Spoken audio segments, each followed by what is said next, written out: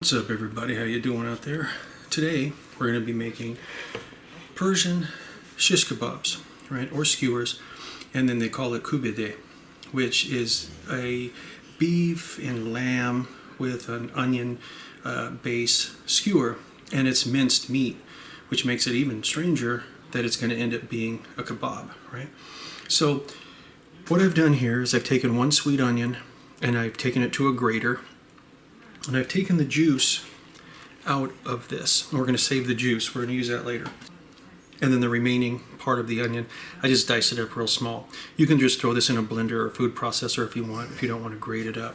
But we want to make sure that we have this as fine as we can get it, and we want to remove the water from it. This is about a half of a teaspoon of plain table salt, not kosher salt, but table salt. Now this is kind of untraditional, but I'm putting it in here, and this is about a half a teaspoon to a quarter teaspoon of garlic powder. Teaspoon, if not a little bit more, of black pepper. Now if you want to, you can put turmeric inside this, maybe like a half a teaspoon or a teaspoon of turmeric. If you want to put paprika, you can put paprika. If you want to put saffron, you can put saffron in this, okay? I'm going to try to keep this as basic as we can, so I'm just going to leave it just like this. You can use all beef if you want, or you can use combination. I'm going to be using a combination. So this is some just regular hamburger meat, and it's like the 80-20. And I've also got some grass-fed ground lamb, and we're going to be putting that inside here as well.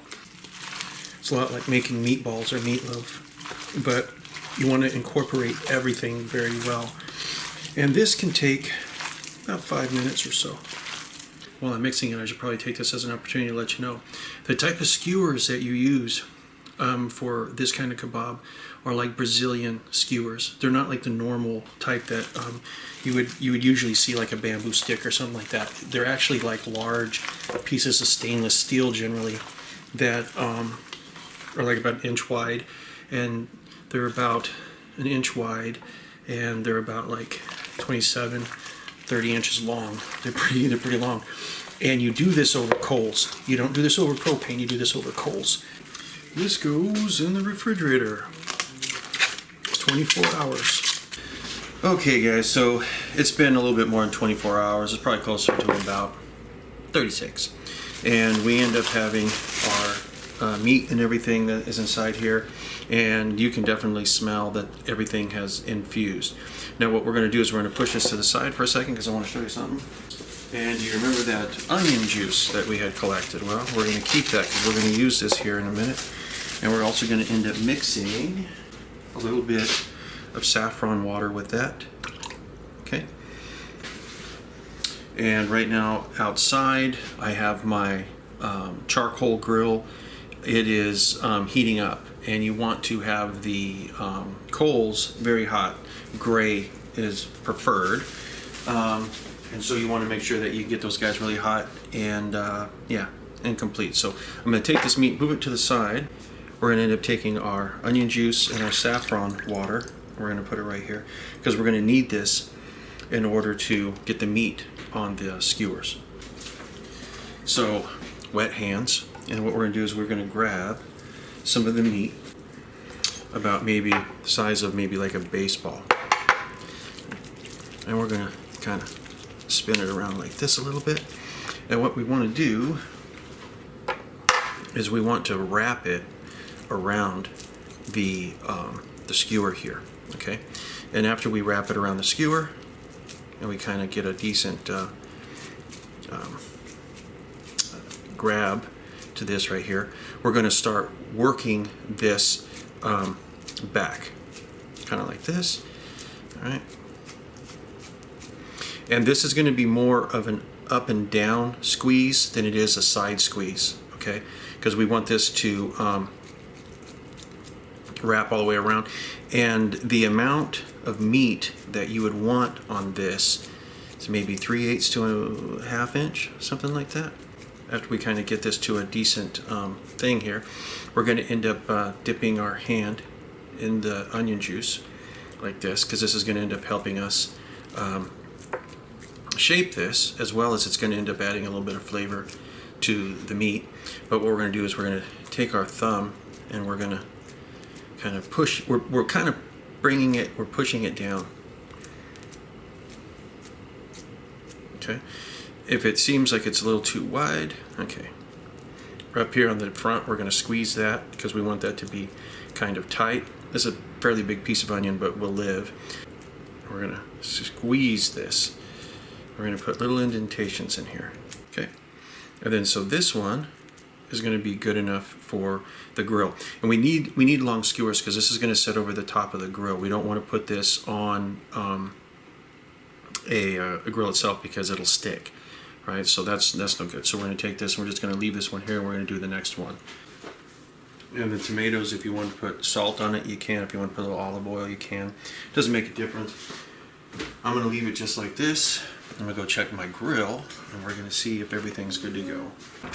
Your grate sits. It might be a good idea to put the grate there just as an added protective layer, just in case the meat falls off. It'll land on that.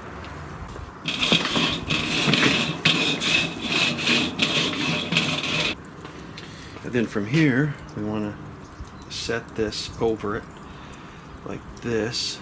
And we're going to be turning this a lot until it gets set.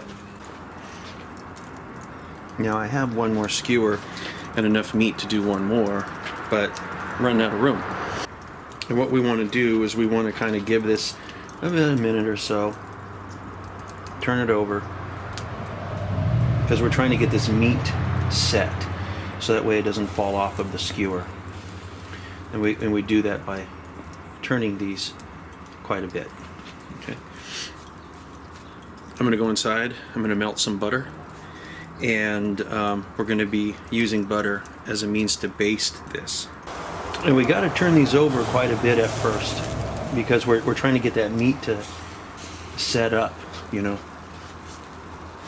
so it doesn't fall off the skewer. I think for the most part we've got this set. Ooh, that piece was getting close. So this is the butter. And we're going to be using this to baste.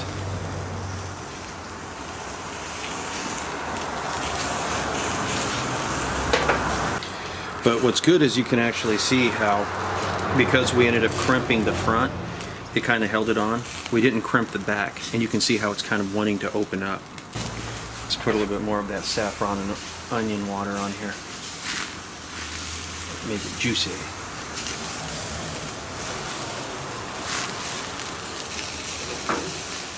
A lot of people will throw that onion water out, and it doesn't make sense to me because there's flavor in that, you know.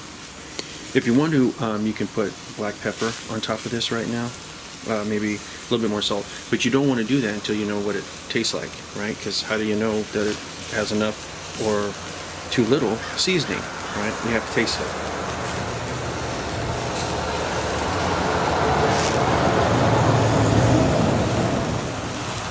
These get turned over, I'd say about every minute, maybe minute and a half, something like that.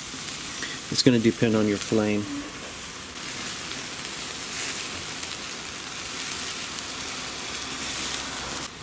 Okay, as far as I'm concerned, these guys are done. Usually somebody will hold a piece of flatbread here and just kind of pull it off. I don't have any flatbread.